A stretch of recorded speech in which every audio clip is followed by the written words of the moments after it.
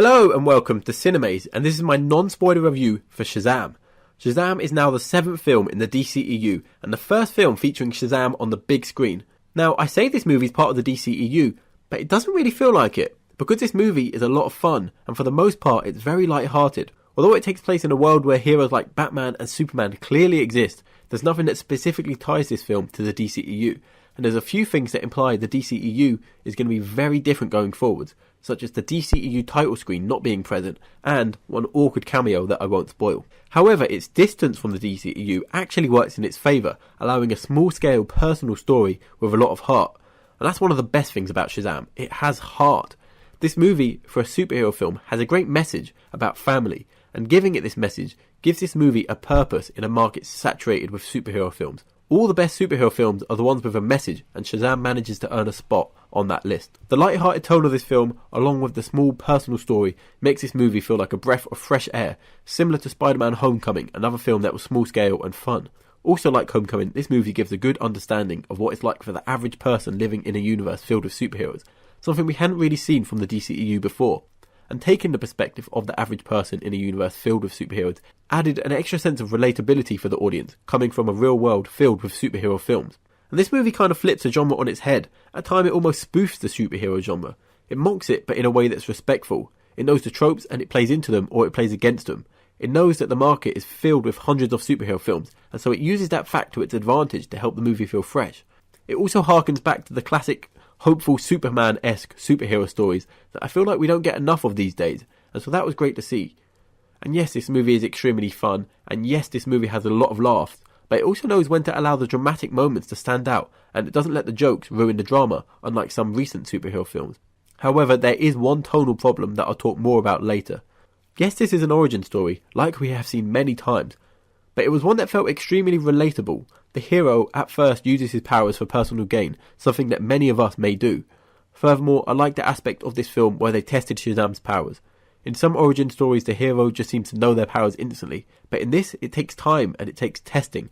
And I remember when I was younger I used to imagine testing powers out in a way similar to this, and so it felt really relatable, but also really realistic. So what about SHAZAM himself? He's great, he's fantastic in the role. For the first time in the DCEU, I feel like they really found the perfect casting here.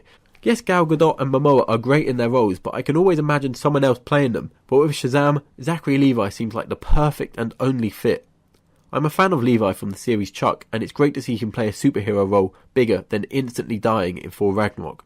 He really manages to add a sense of fun and youthfulness to this movie that helps this film stand out, and it's just what the DCEU needed. Before the film there was some criticism towards his costume and his physicality, but for the movie they do actually make it work, and they managed to make him feel like a stereotypical hopeful superhero, which was needed. Not only is that adult SHAZAM good, but also the child version.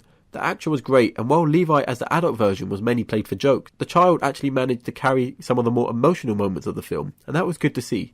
One of my worries going into the film is that the adult and child Billy Batson would feel like two completely different characters due to the two different actors, but for the most part they really do feel like the same character, which is a great achievement, and this surprised me. SHAZAM's best friend was also great. Having child actors could end up being annoying, but in this case he worked well and helped with the comic relief and the heart while playing the role of the audience surrogate in a world filled with superheroes. So these are all the great things about the movie, and they all work really well, but there are some more minor mixed and negative aspects. The action in this film is nothing special, just CGI people flying and punching each other.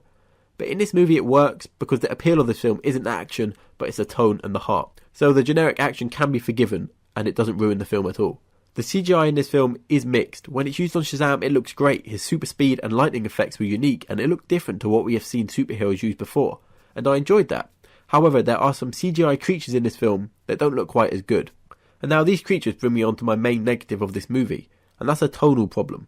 For the most part, the tone of this film is extremely fun and light-hearted, and that works really well. However, there are some scenes in this movie that are surprisingly dark.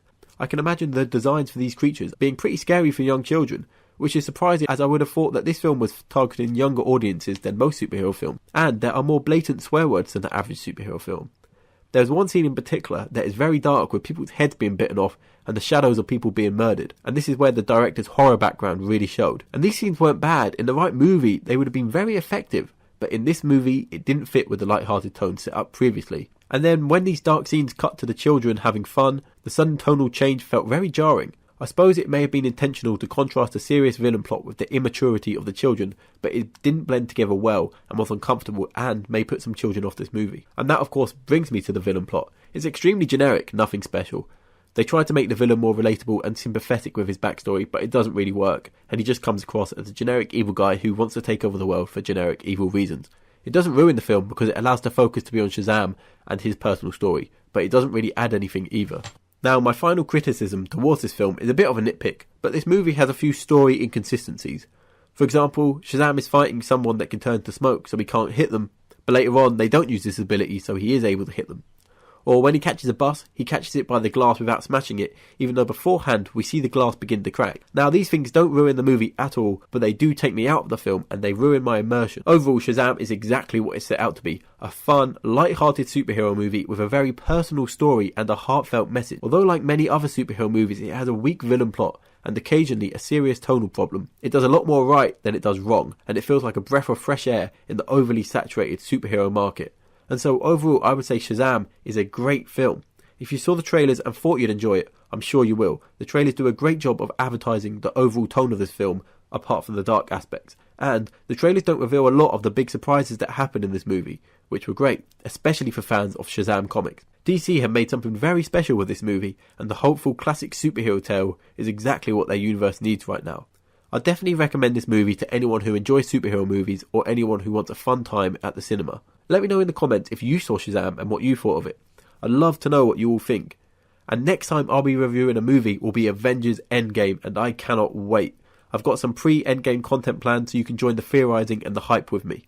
If you enjoyed this review, be sure to like the video and subscribe to my channel, and you can also follow me on Twitter at Cinemaze channel for more updates from me.